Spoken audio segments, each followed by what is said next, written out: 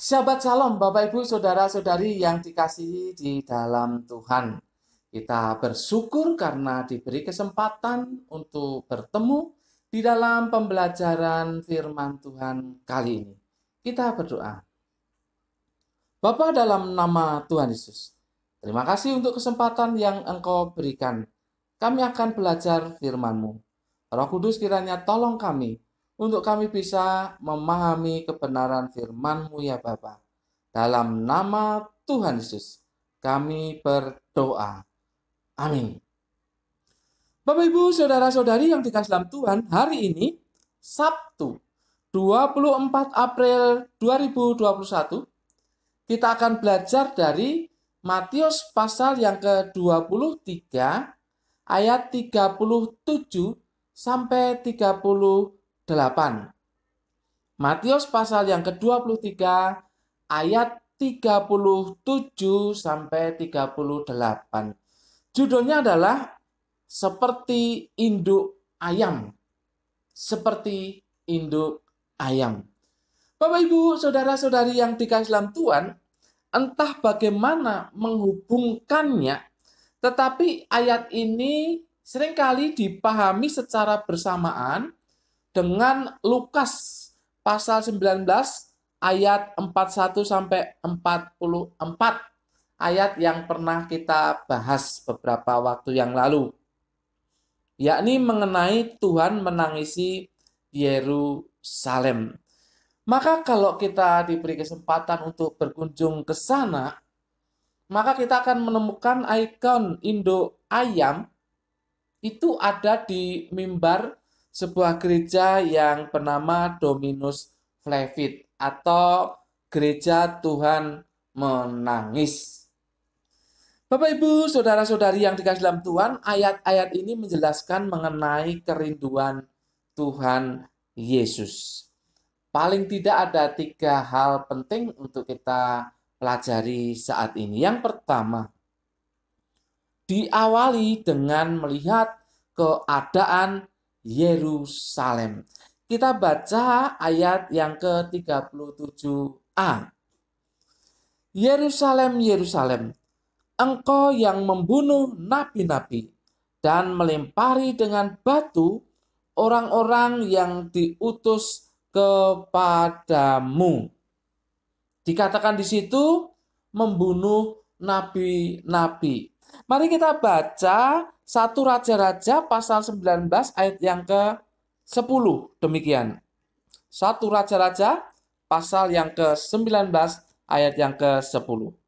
Jawabnya, aku bekerja segiat-giatnya bagi Tuhan, Allah semesta alam, karena orang Israel meninggalkan perjanjianmu, meruntuhkan mezbah-mezbahmu, dan membunuh nabi-nabimu dengan pedang. Hanya aku seorang dirilah yang masih hidup, dan mereka ingin mencabut nyawaku. Ini adalah kisah tentang Nabi Elia. Kita tahu ketika dia merasa frustrasi, maka Tuhan menemui dia dan dia mengatakan seperti itu. Jadi Yerusalem adalah kota yang membunuh nabi-nabinya. Kemudian dikatakan melempari dengan batu. Ayat firman Tuhan yang kita juga akan baca yaitu 2 Tawarik pasal 24 ayat 21. Demikian. Tetapi mereka mengadakan persepakatan terhadap dia, dan atas perintah raja, mereka melontari dia dengan batu di pelataran rumah Tuhan. Bapak Ibu, itu kisah tentang Zakaria, anak Imam Yoyada. Suatu kali Zakaria dipenuhi dengan roh Tuhan, lalu menyatakan teguran kepada raja dan orang-orang pembesar di sekitar raja. Nah, rupanya ada persepakatan untuk membunuh Zakaria. Dan raja itu justru yang memeloporinya. Makanya dikatakan kota Yerusalem adalah kota yang melempari dengan batu orang-orang yang diutus oleh Tuhan. Itu kota Yerusalem. Intinya, itu adalah sebuah penolakan mereka kepada Tuhan. Penolakan mereka kepada Tuhan dan juga penolakan mereka kepada nabi-nabi Tuhan yang diwujudkan dalam tindakan yang kejam. Itulah. Jadi kerinduan Tuhan Yesus diawali dengan melihat keadaan Yerusalem yang seperti itu. Yang menolak Tuhan dan nabi-nabinya dan yang bertindak dengan kejam. Yang kedua, induk ayam yang mengumpulkan anak-anaknya. Ayat 37b. Berkali-kali aku rindu mengumpulkan anak-anakmu. Sama seperti induk ayam mengumpulkan anak-anaknya di bawah sayapnya. Perhatikan ini. Tetapi kamu tidak mau. Kamu tidak mau. Menarik bahwa Tuhan rindu mengumpulkan anak-anak Yerusalem. Berarti ya penduduk Yerusalem, orang Yahudi lah ya. Bapak Ibu, kira-kira ada 6-7 kali kalau diselidiki itu, ya bisa dipercaya sebagai 6, tetapi ada juga yang menyelidikinya sampai 7 kali. Tuhan Yesus mengunjungi Yerusalem. Tuhan Yesus berarti sering mengunjungi Yerusalem. Untuk apa? Untuk menyampaikan berita baik, kabar baik, menyampaikan Injil, dan juga untuk menyembuhkan, untuk membuat orang-orang yang terbeban berat itu menjadi lega kembali. Itu sebetulnya apa yang dikatakan di sini. Rindu mengumpulkan anak-anakmu. Itulah yang dilakukan oleh Tuhan Yesus. Rindu supaya Yerusalem atau penduduk Yerusalem itu berkumpul di bawah naungan Tuhan Yesus. Karena ibaratnya ini kan induk ayam di bawah sayapnya gitu ya. Mengumpulkan anaknya di bawah sayapnya. Itu adalah wujud perlindungan dan wujud kehangatan. Jadi Tuhan Yesus sangat rindu untuk mengumpulkan penduduk Yerusalem. Untuk apa? Untuk di bawah perlindungannya. Luar biasa. Tetapi persoalannya dikatakan tadi, tetapi kamu tidak mau. Sudah mereka menolak Tuhan dan membunuh nabi-nabi Tuhan, utusan Tuhan dengan kejam.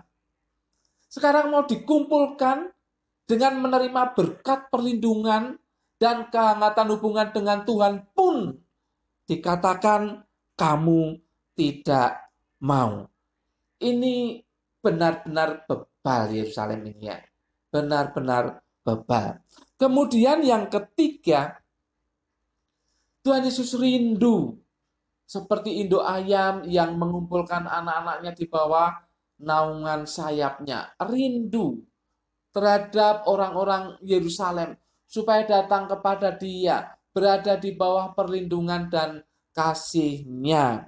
Tapi yang ketiga, Tuhan Yesus melihat kenyataan yang akan datang di kemudian hari. Dia rindu karena ya, di kemudian hari itu sangat menyedihkan. Perhatikan ayat 38 dan 39.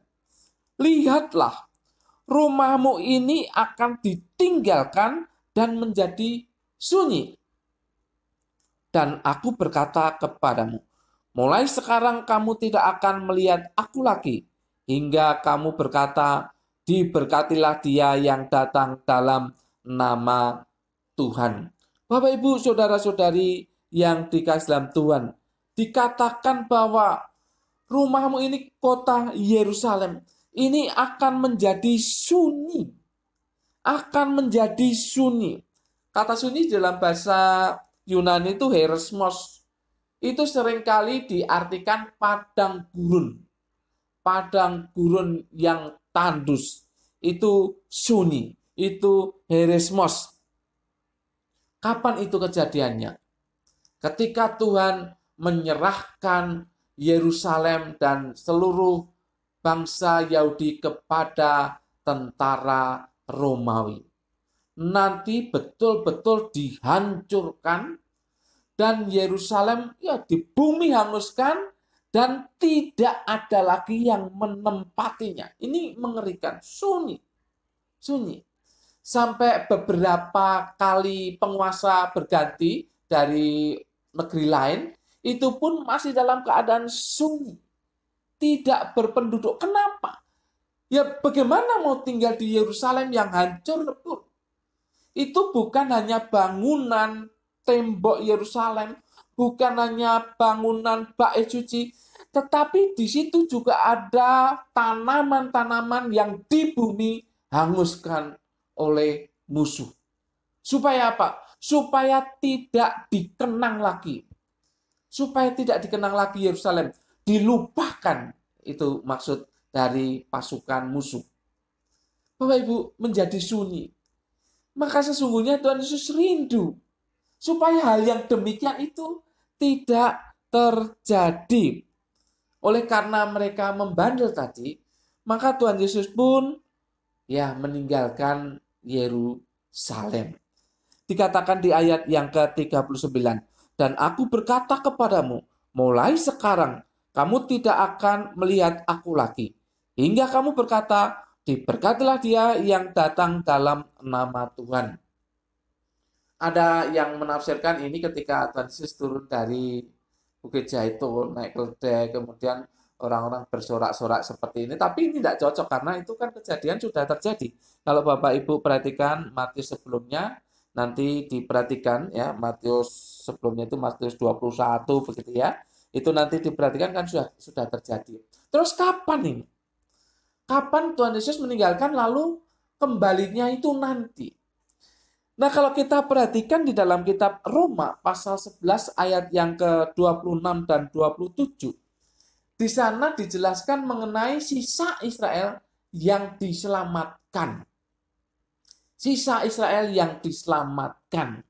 Dalam perjanjian lama dikatakan bahwa mereka akan melihat dia yang mereka tikam.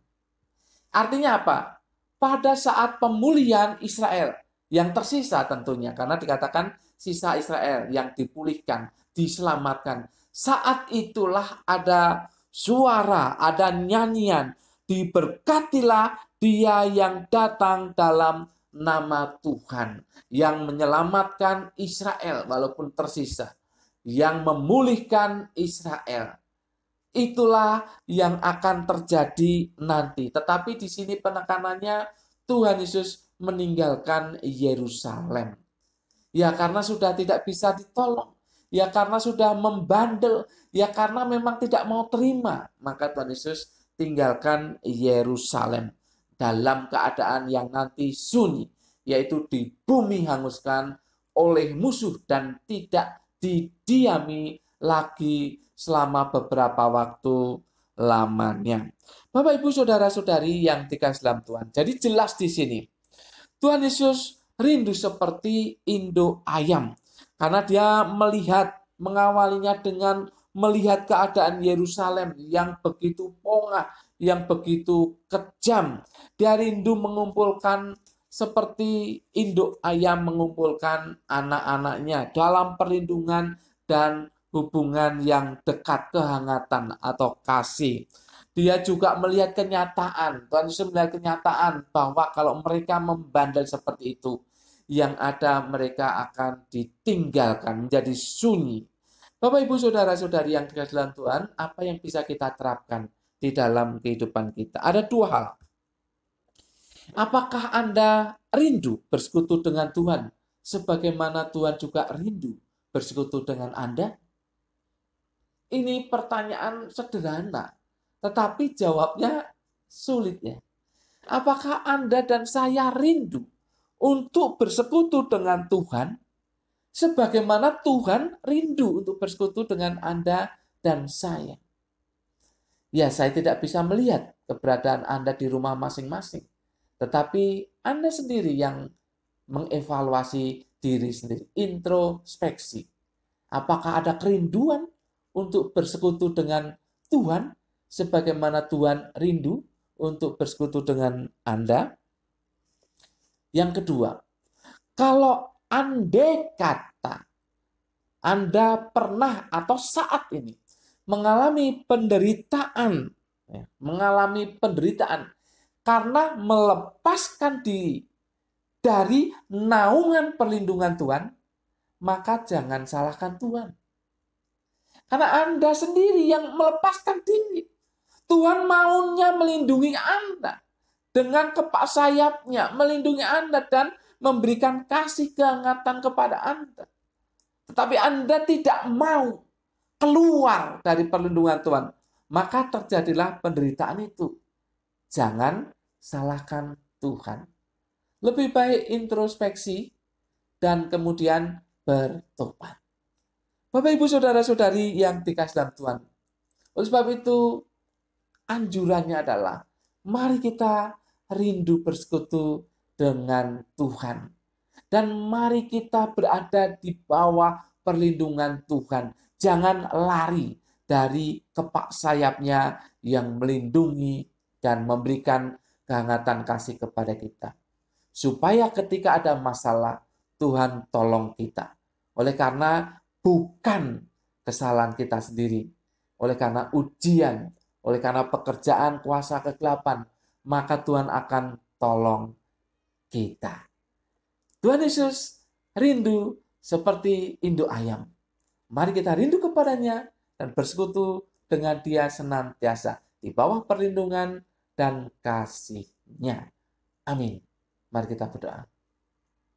Kami bersyukur untuk firman-Mu yang sudah kami pelajari ya Bapa.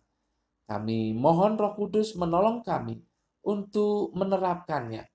Supaya kami tidak lepas dari perlindungan Tuhan.